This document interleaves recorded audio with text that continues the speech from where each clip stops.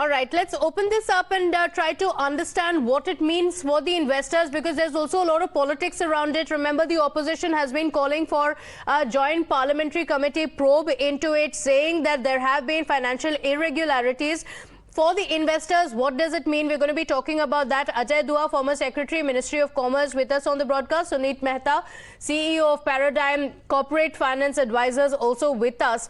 First up, Mr. Ajay Dua, I want to ask you for the understanding of our viewers, for the people who have invested, because it's not just in the Adani companies, but also in the other companies, including LIC, SBI, and of course, the counter effect that it's going to have because of a free fall in the Adani share prices. For an investor, for people across the country, what is it that they should be looking for? Is there a reason to worry? Are we looking at a complete crash in the markets like we saw, in 2008? Is that something that's going to happen? Explain this for us. Thank you very much for having me on the show. I like to distinguish between the overseas liabilities of the Adani Group and the domestic one. The exposure of the Adani, various companies of Adani, is much more in the external market than in the domestic. And the action taken first by the Credit Suisse Bank and yesterday by the Citigroup wealth unit or the wealth division is about the bonds against which the Adani Group had raised a fair amount of money overseas.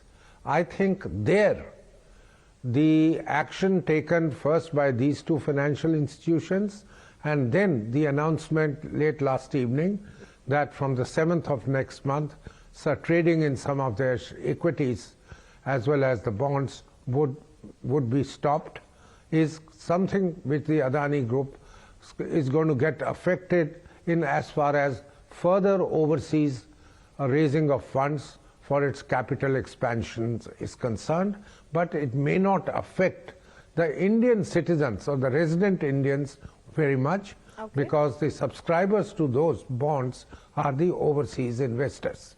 In as far as the domestic ones are concerned, the exposure of the LIC in the equity of the 10 or 11 LIC or the Adani companies is, as you mentioned, the purchase value was 31,000 crores, and till day before, I think yesterday's and today's crash, the crashing would have further diminished the value, was the 56,000 crores which you mentioned.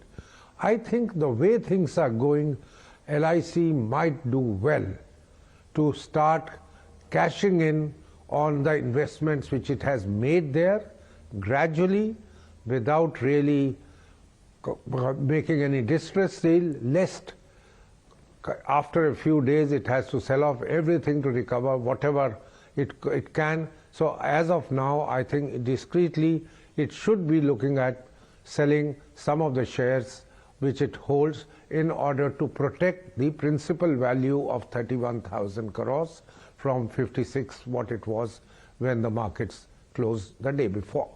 As far as the state loans are concerned, the overall loans of the public sector banks are about 0.7% of their loan books.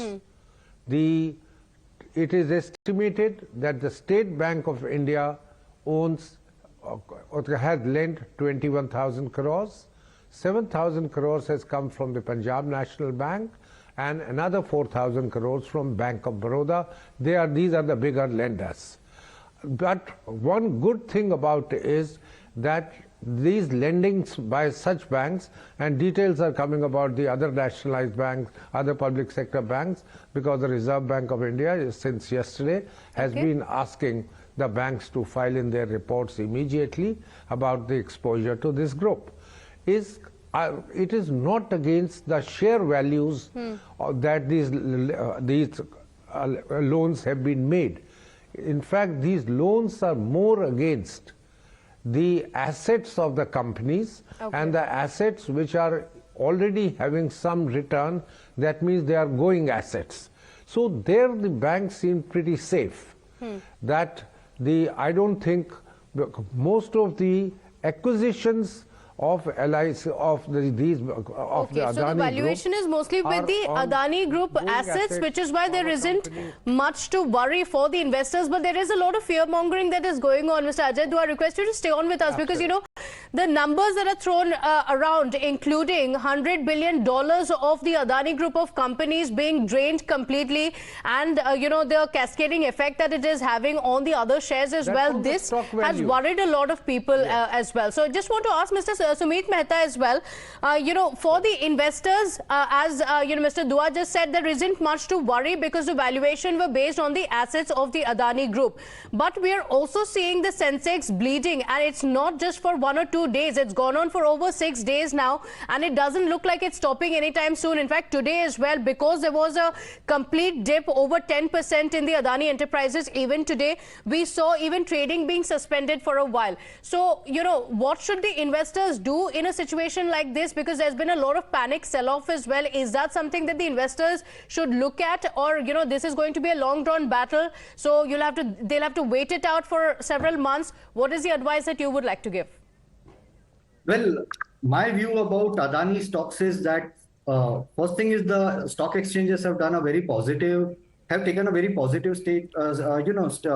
stand by bringing all, 3 Adani stocks within the ASM, that is the Advanced Surveillance Mechanism framework. In this, first thing is that the short sellers will not be able to go overboard and start hammering the stocks. Whatever has happened a little bit today, 20%, it is down by 20% as per my knowledge, as I'm seeing on the screen. And with these stocks being brought within the ASM limits, first thing is the lower circuit will not be more than 5%. So you cannot hammer it by more than 5% on the first thing. Second thing is they will have to bring in, the sellers will have to, or even the buyers for that matter, will have to bring in a 100% margin. This will ensure that the speculative element in the stock, which is working right now, in hammering the stock in the bloodbath, will stop because of huge influx of money that will be required to take a position. On the second hand, the Adani stocks have been moved out of F&O. This whole bloodbath started with F&O. We have to understand where this hammering started. It started on the F&O segment, and then it trickled down into the physical segment, because there has to be a parity between both. Okay. So with this, I think to some extent the stock exchanges have tried to ensure that the bloodbath or the erosion in value of Adani stocks will be limited. Now it will be upon the company to prove the credentials and win investor confidence.